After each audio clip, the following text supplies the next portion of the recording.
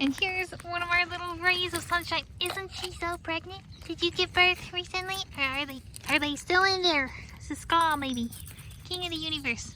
Oh, she's a little more agile today. Alright. Happy... Oh, hey. Come here. Happy Critter Mealtime Lunch. Today is Saturday, 5 April 2025. I am Tanis Coralee Leonhardi, she, hers of Seattle. And we got some sunshine. And a pregnant or recently pregnant lady, Scar Baby. And there's some more out. Gray squirrels. Here's Cob. And what do I got for you? Well, I was thinking... Yeah.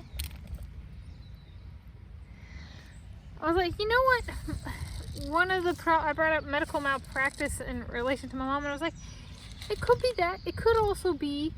So I have ADHD, and in California, when I was attending the University of California, Berkeley, for my ADHD, got some recommendations through the medical system for psychiatrists to see. So as part of having medication and seeing a psychiatrist. So a psychiatrist is essentially a psychologist, plus they're capable of prescribing medication. And so they gave me a list of people to try, and I tried the people on the list and got a good one and stuck with that person for over 4 years. But it's kind of like, some people might understand what I'm trying to say here is like, some conditions have like American Blank Association, where they have certain doctors who specialize in the condition, and so they get assigned certain doctors for that have background or training in the condition. And I was like, you know what? I think that's actually part of what's going on, is they're getting a bunch of people who like, you know, that kind of, what is it, type A personality. I've heard of your condition. Like I encountered it in med school, which is quite a bit different than having like work experience in it for decades.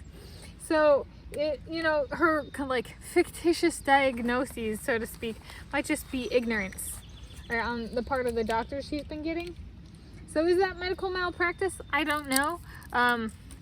But it's a infrequent condition, so getting a doctor can be hard, but I think part of it is just the doctors don't quite know what they're talking about because they haven't been getting her like the right assigned doctors.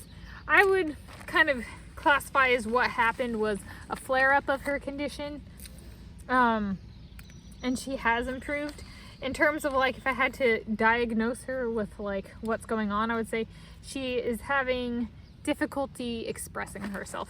And that's actually with her condition. Somewhere along the way they learned that there's like a chromosome flare-up when she has a flare-up, or it can be. I was like, so for all I know, expression is actually the right term. Right? So there we go. I was fortunate with when I went through that for my ADHD, which my medication was optional, but so I don't do that now. But she's going through the University of Washington medical system, and in my time with the University of Washington medicine system, which was over a decade when I was growing up, I only think I had one bad doctor, and she was really bad. She was the one who made me gain like 23 pounds, even though I was already a healthy weight, you know, and which has significantly had really bad legacy impacts. And the University of Washington has yet to take corrective action. However, you know, like, you just know, she like, I think that's actually part of what's going on. It's just the doctor system, and how they assign and that kind of stuff. So there we go. It's quiet right now. Huh. Well, it's sunny. They're coming. There's Marble. I have another one.